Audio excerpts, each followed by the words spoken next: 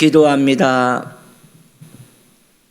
우리의 힘이 되신 하나님 아버지, 우리는 나그네 길을 걸어가고 있습니다. 우리에게는 표지판이 없습니다. 우리에게는 나침판이 없습니다. 오직 주님의 말씀과 주님의 인도하심이 우리의 나침판이 되어 오니 주여 우리에게 주를 의지할 수 있는 마음을 더하시옵소서. 예수님의 이름으로 기도드립니다. 아멘.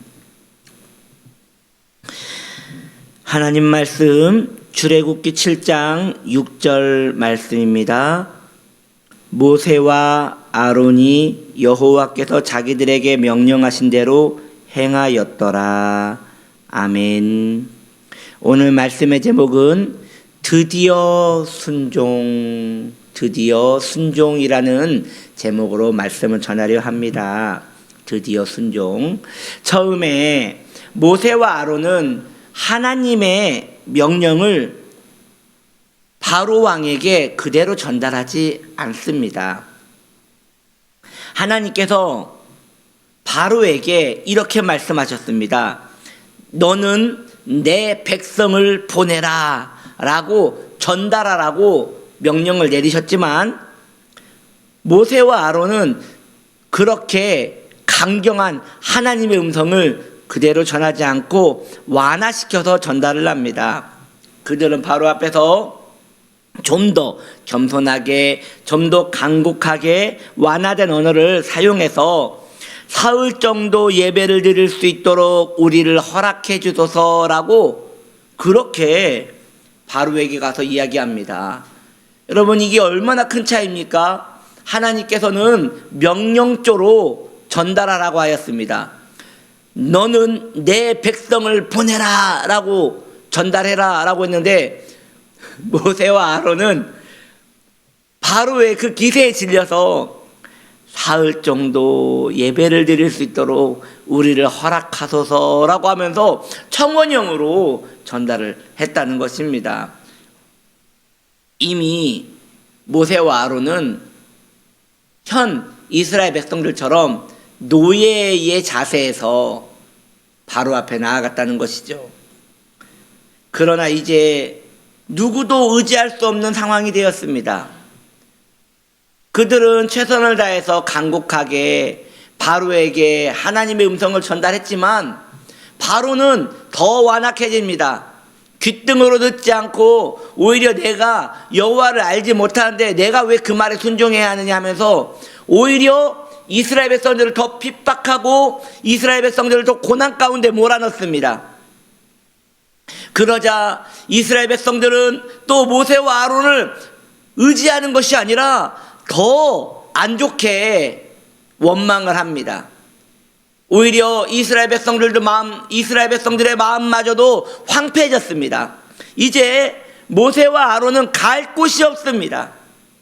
아니, 인간적인 방법으로 최선을 다했는데 이제 더 이상 갈 곳이 없게 된 것입니다. 그제서야 오늘 본문 말씀은 이렇게 얘기합니다.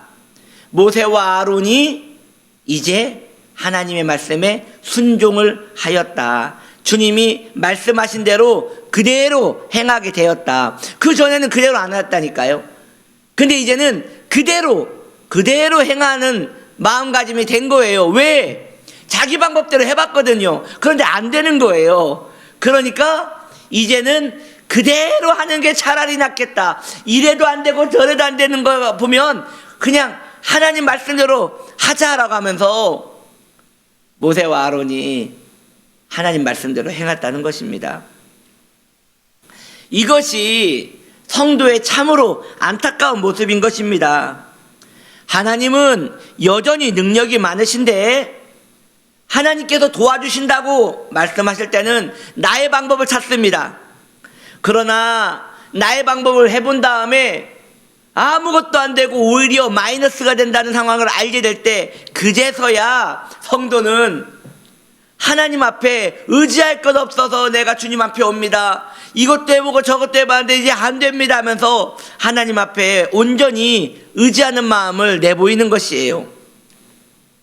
그동안 내 방법으로 살던 모든 시간들은 얼마나 의미가 없는 시간이었습니까? 얼마나 나에게 손해를 주는 시간이었습니까? 그럼에도 성도는 안타깝게도 꼭 그 시기를 지나야지 순종의 자리로 가더라는 것이죠. 안 가고 가면 좋은데 아니요, 안 되더라고요.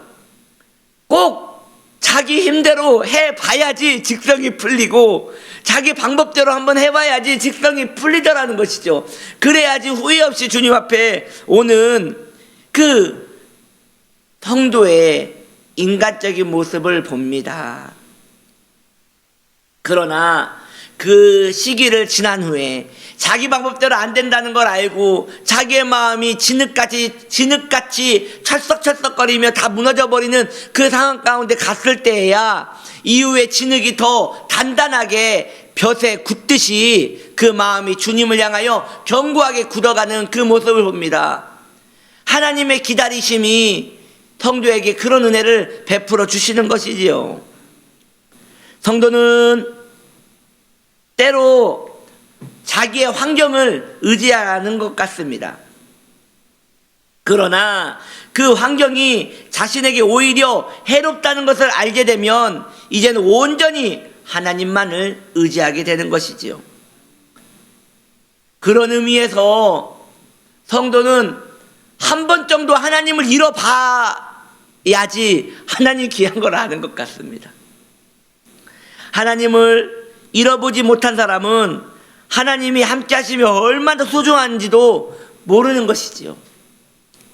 모세와 아론은 지금 위기 가운데 놓여져 있습니다. 그 누구도 그들의 소리를 들어주지 않습니다. 애굽에는 수많은 술사들이 있습니다. 그들은 모세가 하는 웬만한 기적들을 모두 따라할 것입니다. 그 가운데 놓여있는 모세와 아론은 모든 것을 잃은 것 같습니다. 하나님의 기적이라고 가지고 왔는데 애굽의 술사들도 웬만큼 다 따라한단 말이죠. 그러니 얼마나 기가 질리겠습니까? 하나님께서 너는 가서 지팡이를 뱀으로 바꾸어라 라고 했는데 모세 술사들도 바로의 술사들도 똑같이 하더라는 것이죠. 이걸 보면서 바로의 마음은 더 완악해지고 모세와 아론의 마음은 더 기가 죽는 것이죠. 그러나 모든 것을 다 포기하고 하나님께 순종의 마음으로 나아갈 때 그때 비로소 하나님의 일은 왕성하게 시작된다는 것을 우리는 성경을 통하여 볼 수 있는 것입니다. 오직 모세와 아론은 이제 하나님을 소유하게 되었습니다. 성도도 마찬가지입니다. 하나님만을 소유해야 합니다. 하나님만을 정답으로 여기고 그분께 온전히 맡겨드리며 나아가야 하는 것이에요. 사실 하나님께서 얼마나 크고 위대한 분인지를 우리가 안다면 우리는 하나님을 처음부터 의지했을 것입니다.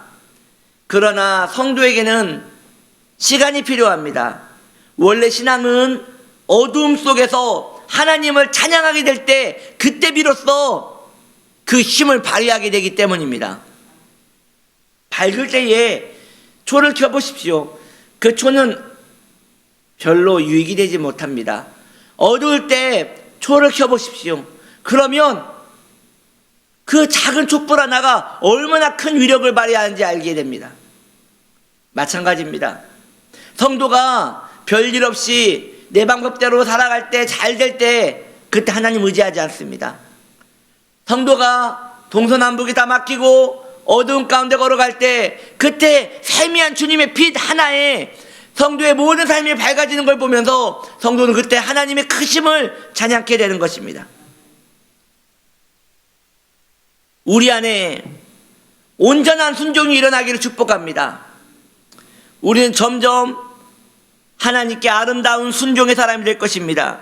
왜냐하면 그것이 우리에게 유익이라는 것을 알고 이제는 돌아가지 않고 이제는 뒤로 물러나지 않고 오직 세상 등지고 주님만 따라가겠다고 고백하는 성도가 되었기 때문입니다.